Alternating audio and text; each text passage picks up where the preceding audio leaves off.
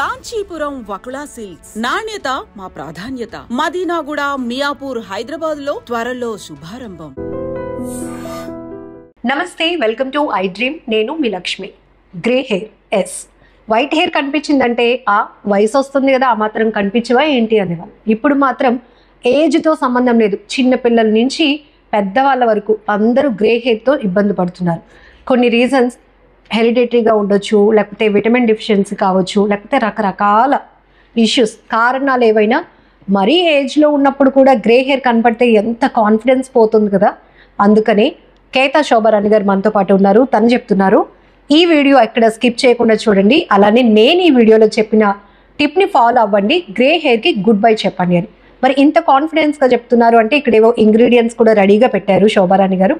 ఆ టిప్ ఏంటో, ఈ ఇంగ్రీడియంట్స్ ఏంటి, ఎలా మిక్స్ చేయాలి, ఎలా వాడాలి అన్ని తెలుసుకుందాం ఈ వీడియోలో. నమస్తే అండి శోభారాణి గారు. నమస్తే అండి లక్ష్మి గారు. ఎస్, గ్రే హెయిర్ అనేటప్పటికి హెయిర్ ఎంత పొడుగ్గా ఉండి బ్లాక్ గా ఉండి ఒక్కటి ఉంటే చాలు, ఇంకా అందరి కళ్ళు అబ్బా వైట్ హెయిర్ వచ్చేస్తోందని పాయింట్ అవుట్ చేసి అడుగుతారు. ఏం చెప్తారు ఈ టిప్ లో? అంటే ఈ వీడియోలో ఏదో చాలా కాన్ఫిడెంట్ గా ఉండొచ్చు మీరు అందరూ అంటున్నారు. అవును, ఖచ్చితంగా. ఎందుకంటే గ్రే హెయిర్ అనేది మీరు చెప్పినట్టు ఏజ్ తో సంబంధం లేదు. చిన్న పిల్లల నుంచి, అంటే ఇదివరకు రోజులైతే 40+ 50+ వచ్చేది, ఇప్పుడు ఏంటి 13, 14 టీనేజ్ నుంచి వచ్చేస్తుంది కదా. స్కూల్కి వెళ్ళే పిల్లలు వాళ్ళు చాలా ఇబ్బంది పడుతున్నారు అనమాట. సో అలాంటప్పుడు మన హోమ్ రెమెడీ ప్యాక్స్ ఏ విధంగా వేసుకోవచ్చు అనేది ఇప్పుడు చెప్తున్నాను అనమాట. ఎందుకంటే గ్రే హెయిర్ ని కంట్రోల్ చేయాలంటే ఆల్మోస్ట్ అందరూ డైకి వెళ్తారు. డై అంటే కెమికల్ లేకుండా ఉండదు. సో కెమికల్ ఫ్రీ అయిన మన హోమ్ రెమెడీస్ ఏ విధంగా ప్రిపేర్ చేసుకోవచ్చు అని ఇప్పుడు చెప్తున్నాను అనమాట. అంటే డై వాడుతున్నప్పుడు కూడా మనకు ఒక రకమైన కాన్ఫిడెన్స్ పోతుంది. అవును, అంటే ఇంత చిన్న ఏజ్ లో మనం డైస్ వేసుకోవడం, కలర్, ఇదంతా పెద్ద సమస్య. సో ఇంట్లో ఇవన్నీ ఉండే ఇంగ్రీడియంట్స్. అవును, అన్ని ఎట్లా ప్లాన్ చేస్తారు? ఇది ఎలా అంటే, ఇది నేను ఎందుకు చెప్తున్నానంటే ఇక ముందు రాకుండా అన్నమాట, అంటే ప్రివెన్షన్ అంటే ఇది ఇంకా రాకుండా అది బెటర్ కదా. హెరిడిటరీ ఉన్నది అనుకోండి, పిల్లలకి ఆటోమేటిక్ గా వచ్చేస్తుంది. సో ముందు నుంచి మనం రాకుండా ఇలాంటి ప్యాక్స్ గాని అప్లై చేసినట్లయితే గ్రే హెయిర్ కంట్రోల్ చేసినట్టే కదా ఆటోమేటికల్లీ. సో ఇప్పుడు చూద్దాం ఏ విధంగా.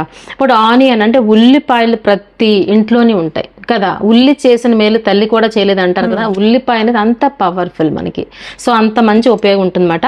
సో ఈ ఉల్లిపాయ మనకి జ్యూస్ కావాలి. ఇప్పుడు ఇందులో ఒక 1/2 బౌల్ కావాలన్నమాట. సో శాంపిల్ కు మీకు చూపిస్తాను. ఇప్పుడు మిక్సీ లేదు కాబట్టి ఇలా గ్రేట్ చేసేసి నేను జ్యూస్ చూపిస్తాను అనమాట. ఈ విధంగా ఉల్లిపాయని చిన్న చిన్న ముక్కల కింద కట్ చేసి మిక్సీ జార్లో వేసి అయినా పేస్ట్ చేసుకోవచ్చు, లేదా ఇలాగా ఇలా కూడా వచ్చేస్తుంది. సో శాంపిల్ కోసం క్వాంటిటీలోనే చేసుకుంటాం కాబట్టి మీరు పిల్లర్ యూస్ చేసుకొని ఇట్లా చేసుకుంటే ఈజీగా వచ్చేస్తుంది. ఇప్పుడు ఇక్కడ కూడా డౌట్ ఉంది, అంటే మీరు చెప్తున్న ఈ టిప్ మాకు ఎక్కడో అక్కడక్కడ ఉంటుందండి వైట్ హెయిర్. సో హెయిర్ అంతటికి ప్యాక్ ప్రిపేర్ చేసుకోవాలా అని అవసరం లేదు. హెయిర్ అంతా ఎక్కడుంటే అక్కడ పెట్టొచ్చు. బట్ నేను ఇందాక చెప్పాను చూసారా, ప్రివెన్షన్ అని. సో అలాంటప్పుడు కొంచెం ఎక్కువ అవుతున్నాయి వైట్ హెయిర్స్ అంటే మాత్రం హెయిర్ అంతా అప్లై చేసుకోవచ్చు. అప్లై చేసుకున్నా తప్పు అయితే లేదు, లేని చోట కూడా అప్లై చేసుకోవచ్చు. ఇక్కడ కూడా మీరు చెప్తూ ఉంటారు, ఇది ప్రిపేర్ చేస్తూనే చాలా టిప్స్ మాకు కావాలి. అంటే హెయిర్ వాష్ చేయాలా, అవసరం లేదా, లేదంటే ఆయిల్ అప్లై చేసినాక మీరు చెప్పిన ఈ ప్యాక్ అనేది వేసుకుంటే గ్రే హెయిర్ కంట్రోల్ అవుతుందా, ఇలా రకరకాల డౌట్స్ మళ్ళీ మాకు.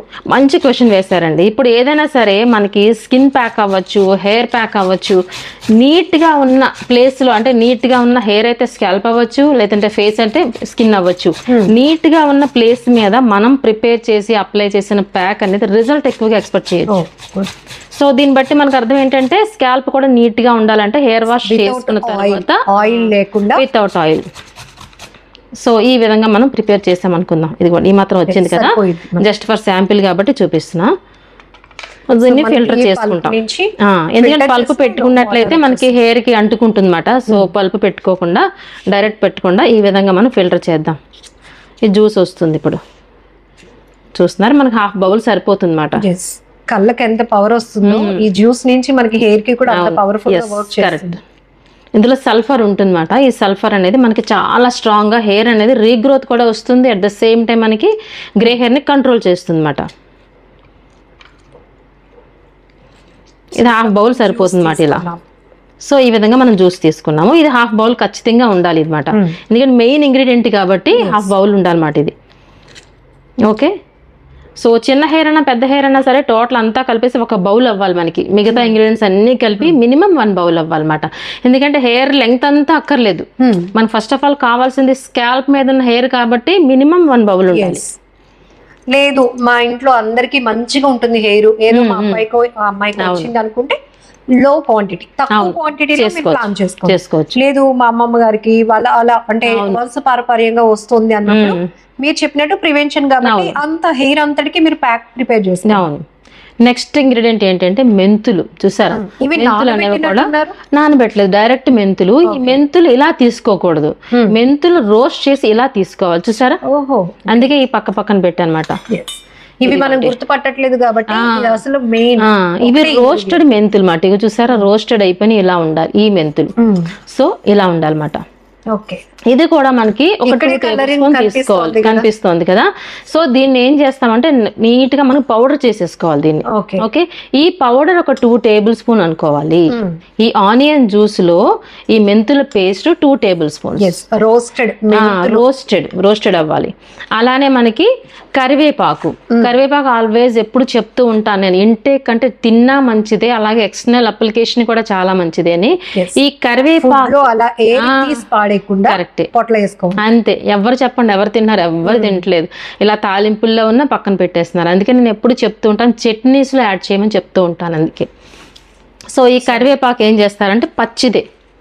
ఓకే, పచ్చిది ఏం చేస్తారంటే పేస్ట్ చేయగా వచ్చింది ఒక 1/2 బౌల్.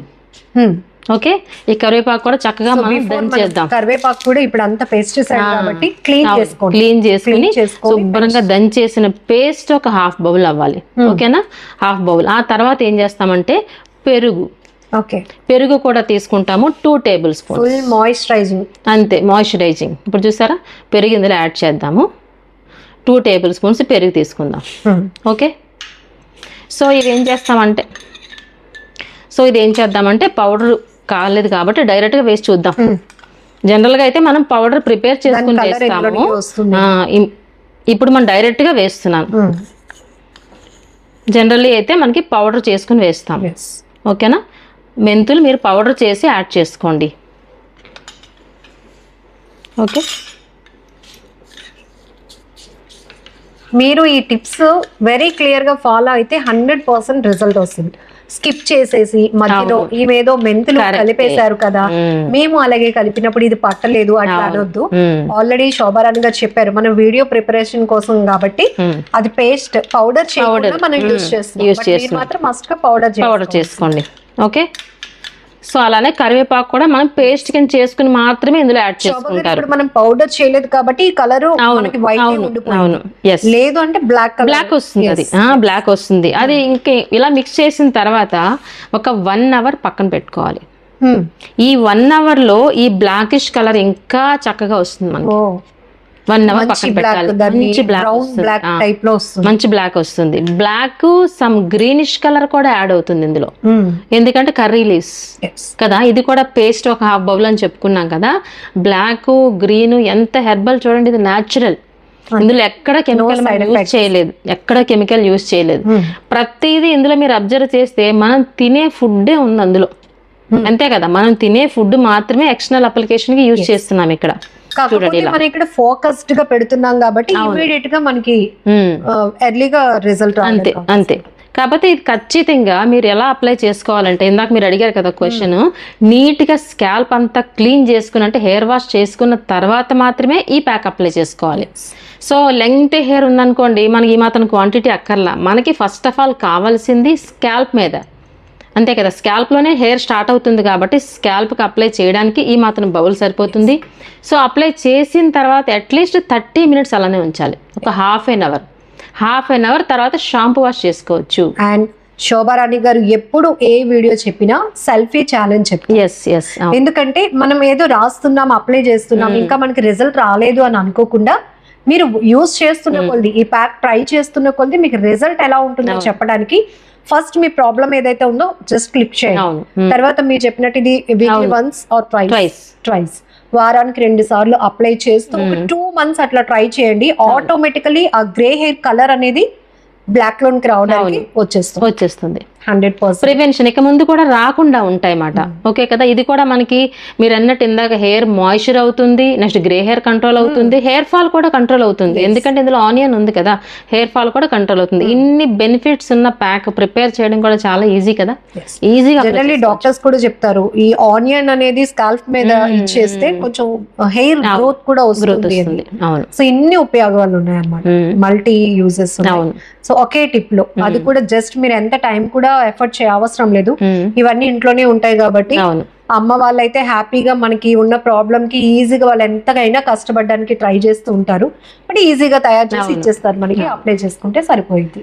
సో అలాగని ఇవి మీరు ఫాలో అయిన తర్వాత మీకు రిజల్ట్ ఎలా వస్తుంది, ఇంకా మీకేమైనా ఐడియాస్ ఉండి లేకపోతే మీకేమైనా డౌట్స్ ఉండి ఈ వీడియో కావాలి, ఇలాంటి ఇన్ఫర్మేషన్ మాకు కావాలి అనుకున్నా కూడా మీరు కామెంట్ లో మెన్షన్ చేయొచ్చు. థ్యాంక్ యూ సో మచ్ అండి. వెల్కమ్ అండి.